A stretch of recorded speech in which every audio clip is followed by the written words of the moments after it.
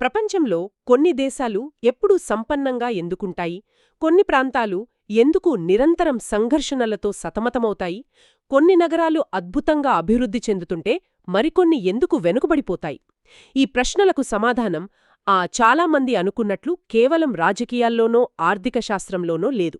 దాని మూలాలు భూమిలోనే, అంటే భౌగోళిక శాస్త్రంలో దాగి ఉన్నాయి. ఈరోజు మనం ఆ సంబంధాన్ని కొంచెం లోతుగా పరిశీలిద్దాం. మీరు అద్భుతమైన పాయింట్తో ప్రారంభించారు. చాలామంది జాగ్రఫీ అంటే స్కూల్లో మ్యాప్లు గీయడం, రాజధానుల పేర్లు బట్టి పట్టడం అనుకుంటారు. అవును, నిజమే. కానీ అది ఉపరితల మాత్రమే. అసలైన భౌగోళిక శాస్త్రం ఒక డిటెక్టివ్ కథ లాంటిది. ఒక ప్రదేశంలో ఒక సంఘటన ఎందుకు జరుగుతోంది అనే ప్రశ్నకు సమాధానం వెతుకుతుంది. అది నేల స్వభావం కావచ్చు, నదుల ప్రవాహం కావచ్చు, లేదా రెండు దేశాల మధ్య ఉన్న పర్వతశ్రేణి కావచ్చు. డిటెక్టివ్ కథ అనే పోలిక చాలా బావుంది. అంటే ఇది కేవలం ప్రదేశాల జాబితా కాదు, వాటి వెనుక ఉన్న కథను అర్థం చేసుకోవడం. అసలు ఈ ఆలోచన ఎక్కడ మొదలైంది? జియోగ్రఫీ అనే పదాన్ని ఎవరు సృష్టించారు? ఈ ఘనత ఎరటోస్థెనీస్ అనే ఒక గ్రీకు పండితుడికి చెందుతుంది. దాదాపు క్రీస్తుపూర్వం 3వ శతాబ్దంలో.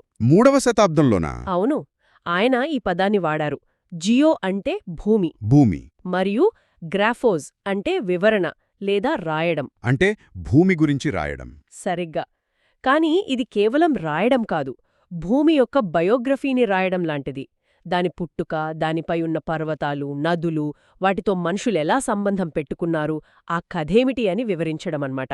భూమి యొక్క బయోగ్రఫీ అంటే కేవలం కొండలు, నదులే కాదు, నగరాలు, రోడ్లు, పంట పొలాలు, మార్కెట్లు, ఇవన్నీ ఆ బయోగ్రఫీలో భాగమే అన్నమాట. ఖచ్చితంగా. దీన్ని సింపుల్గా చెప్పాలంటే ప్రకృతి మనకొక రంగస్థలం, అంటే ఒక స్టేజ్ లాంటిది. మనం అంటే మానవ సమాజం, మన టెక్నాలజీ, సంస్కృతితో ఆ స్టేజ్ మీద మన కథను నడిపిస్తున్నాం. ఈ రెండింటి మధ్య ఉన్న సంబంధమే భౌగోళిక శాస్త్రం. అందుకే దీన్ని మానవుల నివాసంగా భూమి యొక్క అధ్యయనం అని కూడా అంటారు. ఒక ప్రాంతంలో ప్రజలు వరి పండిస్తుంటే మరో ప్రాంతంలో గోధుమ ఎందుకు పండిస్తున్నారు, దీని వెనుక ఉన్న కారణాలను శోధిస్తుంది. అంటే అక్కడి నేల, నీటి లభ్యత, వాతావరణం ఒక కారణమైతే, ఆ ప్రజల ఆహారపు అలవాట్లు, మార్కెట్ డిమాండ్, ప్రభుత్వ విధానాలు మరో కారణం. వీటన్నిటినీ కలిపి చూస్తేనే పూర్తి చిత్రం కనిపిస్తుంది. సరిగ్గా పట్టుకున్నారు. అందుకే భౌగోళిక శాస్త్రవేత్తలు ఎప్పుడూ 3 ప్రశ్నలు వేసుకుంటారు. ఏమిటి, వాట్, ఎక్కడ, వేర్, మరియు అత్యంత ముఖ్యమైనది ఎందుకు, వై. ఎందుకు? ఉదాహరణకు, ఏమిటి అంటే ఇక్కడొక పెద్ద నగరం ఉంది. ఎక్కడ అంటే ఇది ఒక నది ఒడ్డున ఉంది. పాత రోజుల్లో అంటే వలసవాద కాలంలో ఈ 2 ప్రశ్నలతోతే సరిపెట్టేవారు. వనరులు ఎక్కడ ఉన్నాయో తెలుసుకుని వాటిని వాడుకోవడానికి ఇది సరిపోయింది. కాని కేవలం ఏమిటి, ఎక్కడా అని చెప్తే అది ఒక జాబితా అవుతుంది, కాని శాస్త్రం కాదు కదా. అక్కడికే వస్తున్నాను. అసలైన మేధోమథనం ఎందుకు అనే ప్రశ్నతోనే మొదలవుతుంది. ఆ నగరం నది ఒడ్డున ఎందుకు వెలిసింది? ఎందుకంటే ఒకప్పుడు రవాణాకు, తాగునీటికి, వ్యవసాయానికి నదే ఆధారం. ఆ ఎందుకు అనే ప్రశ్నే భౌగోళిక శాస్త్రాన్ని ఒక శాస్త్రీయ క్రమశిక్షణగా మార్చింది. ఈ ఎక్కడా, ఎందుకు అనే ప్రశ్నల గురించి మాట్లాడుతుంటే ఈ రోజుల్లో మనకు గూగుల్ మ్యాప్స్ గుర్తొస్తున్నాయి. ఒక చోట ట్రాఫిక్ ఎందుకు ఎక్కువగా ఉంది, ఒక రెస్టారెంట్కు జనం ఎందుకు ఎక్కువగా వెళ్తున్నారు అని లైవ్గా చూపిస్తుంది.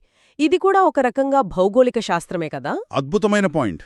మీరు GIS అంటే జియోగ్రాఫిక్ ఇన్ఫర్మేషన్ సిస్టమ్, GPS వంటి ఆధునిక సాంకేతికతల గురించి ప్రస్తావిస్తున్నారు. ఇవి భౌగోళిక శాస్త్రంలో ఒక విప్లవం. నిజమే. ఒకప్పుడు ఏళ్ల తరబడి సర్వే చేసి తెలుసుకోవాల్సిన సమాచారాన్ని ఇప్పుడు క్షణాల్లో విశ్లేషించగలుగుతున్నాం. ఇది ఆ ఎందుకు అనే ప్రశ్నకు మరింత ఖచ్చితమైన సమాధానాలు వెతకడానికి సహాయపడుతుంది. మానవులకు ప్రకృతికి మధ్య ఉన్న ఈ సంబంధం గురించి మాట్లాడుకుంటున్నప్పుడు ఒక కవి రాసిన సంభాషణ గుర్తొస్తోంది. నువ్వు మట్టిని సృష్టించావు, నేను కప్పును చేశాను. నువ్వు రాత్రిని సృష్టించావు, నేను దీపాన్ని వెలిగించాను. నువ్వు అడవులను, కొండలను సృష్టించావు, నేను పూలతోటలను పెంచాను. మానవుడు ప్రకృతిని ఎలా తన అవసరాలకు మార్చుకున్నాడో ఇది చాలా అందంగా చెబుతోంది. చాలా మంచి ఉదాహరణ. దీన్నే భౌగోళిక శాస్త్రంలో మానవీకరించబడిన ప్రకృతి అంటే హ్యూమనైజ్డ్ నేచర్ అంటాం. మానవీకరించబడిన ప్రకృతి. అవును, ప్రకృతిని మానవుడు తన ముద్రతో మార్చడం. అదే సమయంలో ప్రకృతీకరించబడిన మానవులు అనే భావన కూడా ఉంది. ఆదిమ సమాజాలు పూర్తిగా ప్రకృతి దయపై ఆధారపడి జీవించేవి. ఎక్కడ నీరుంటే అక్కడ, ఎక్కడ వేట దొరికితే అక్కడ నివసించేవారు. వారి జీవితాన్ని ప్రకృతే శాసించేది. కాని సాంకేతికత పెరిగాక ఆ బంధం మారింది. మనం అవసరాల దశ నుండి స్వేచ్ఛా దశకు చేరుకున్నామని అంటారు. అది నిజమేనా? మనం నిజంగా ప్రకృతి నిర్బంధాల నుండి బయటపడ్డామా? అది ఒక ఆసక్తికరమైన ప్రశ్న. ఒక రకంగా చూస్తే అవునని అనిపిస్తుంది. మనం ఎయిర్ కండీషనర్లతో ఎండను, హీటర్లతో చలిని జయించాం, ఆనకట్టలతో నదుల గమనాన్ని మార్చాం. కానీ మరోవైపు ఒక్క తుఫాను, ఒక్క భూకంపం మన టెక్నాలజీ ఎంత బలహీనమో గుర్తుచేస్తాయి. సరిగ్గా అదే. కాబట్టి స్వేచ్ఛ అనేది కొంచెం అతిశయోక్తి కావచ్చు.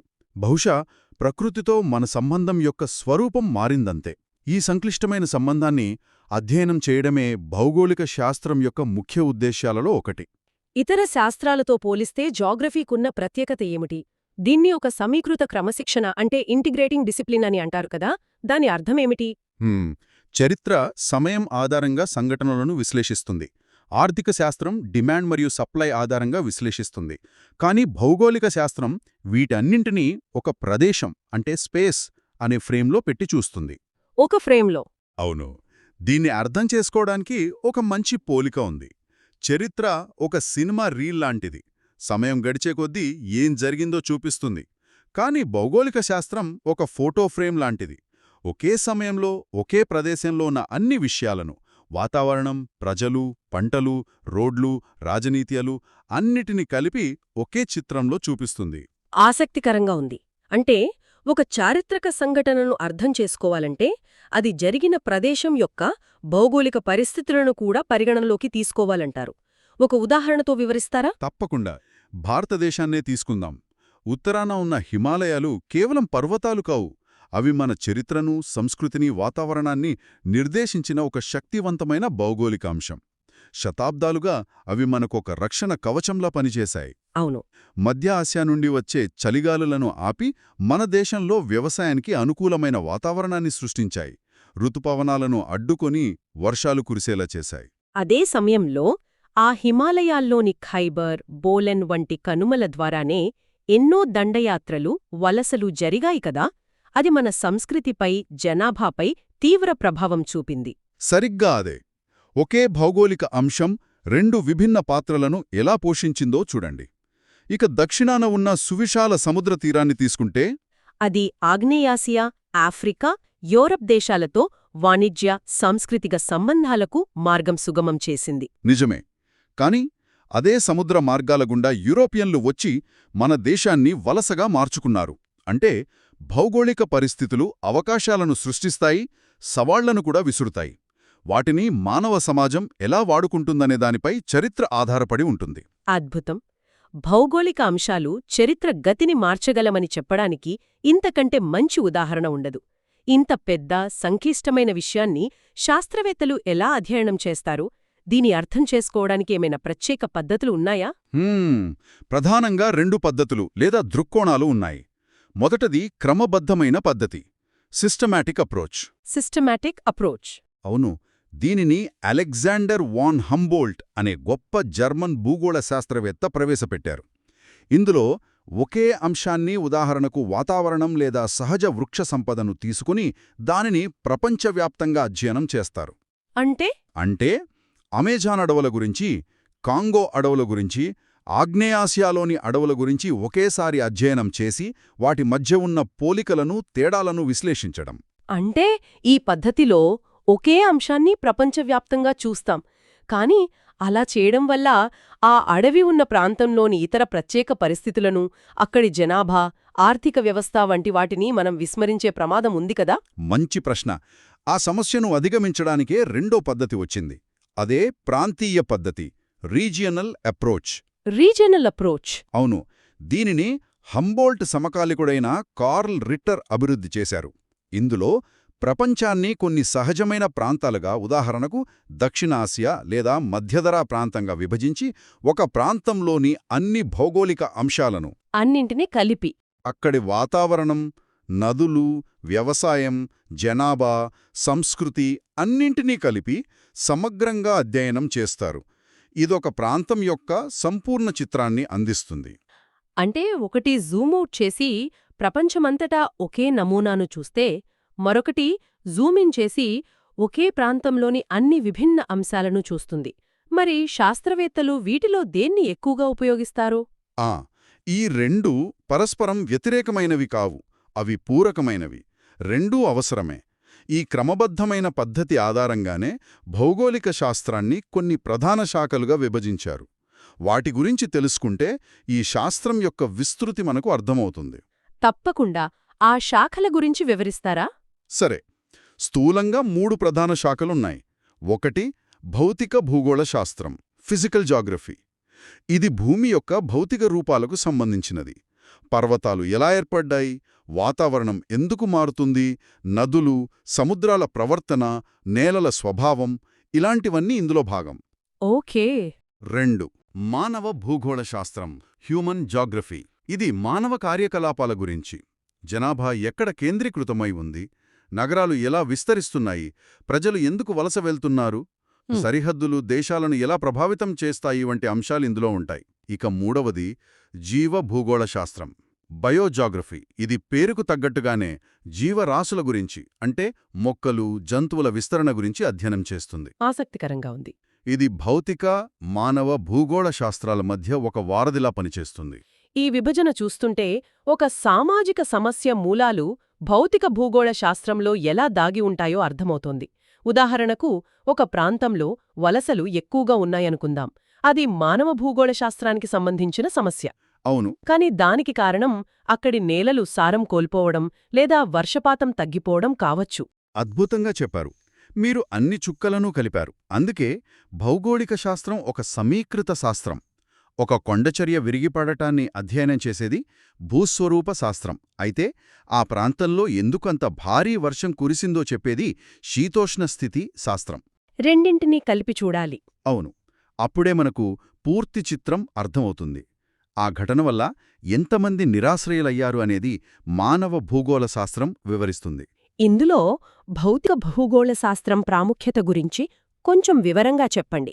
మన రోజువారీ జీవితంలో దాని ప్రభావం మనకు తెలియకుండానే చాలా ఎక్కువగా ఉంటుందేమో. ఖచ్చితంగా. మనం నివసించే మైదానాలు, మనం వాడే ఖనిజాలు దొరికే పీఠభూములు, మనకు నీటినిచ్చే నదులు పుట్టే పర్వతాలు, ఇవన్నీ భౌతిక భూగోళ శాస్త్రంలో భాగమే. మనం కట్టుకునే ఇల్లు, వేసుకునే బట్టలు, తినే తిండి, ఇవన్నీ మన ప్రాంతంలోని వాతావరణంపై ఆధారపడి ఉంటాయి. అవును. భారతదేశంలో ఋతుపవనాలు మన ఆర్థిక వ్యవస్థకు జీవనాడి. ఆ వర్షాలు సరిగ్గా పడితేనే మన వ్యవసాయం, మన పరిశ్రమలు నిలబడతాయి. అంటే సహజ వనరులను సక్రమంగా నిర్వహించాలన్నా, ప్రకృతి వైపరీత్యాలను ఎదుర్కోవాలన్నా భౌతిక పర్యావరణంపై సరైన అవగాహన చాలా అవసరం. నిస్సందేహంగా. ఈరోజు మనం ఎదుర్కొంటున్న అతిపెద్ద సవాలు పర్యావరణ అసమతుల్యత. ఆధునిక సాంకేతికతతో మనం వనరులను విపరీతంగా వాడేస్తున్నాం. దీనివల్ల వాతావరణ మార్పులు, భూతాపం వంటి సమస్యలొస్తున్నాయి. సుస్థిర అభివృద్ధి అంటే సస్టైనబుల్ డెవలప్మెంట్ సాధించాలంటే భౌతిక పర్యావరణం, మానవుల మధ్య ఉన్న సున్నితమైన బంధాన్ని అర్థం చేసుకోవాలి. ఆ అవగాహనను భౌతిక భూగోళ శాస్త్రం అందిస్తుంది. ఈ చర్చ మొత్తం భౌగోళిక శాస్త్రంపై నాకున్న అభిప్రాయాన్ని పూర్తిగా మార్చేసింది. ఇది కేవలం స్కూల్లో చదివే ఒక సబ్జెక్టు కాదు, మన ఉనికిని, మన చుట్టూ ఉన్న ప్రపంచంతో మనకున్న విడదీయరాని సంబంధాన్ని అర్థం చేసుకోవడానికి సహాయపడే ఒక దృక్పథం అని స్పష్టమైంది. అవును. ఇదొక జీవన విధానం.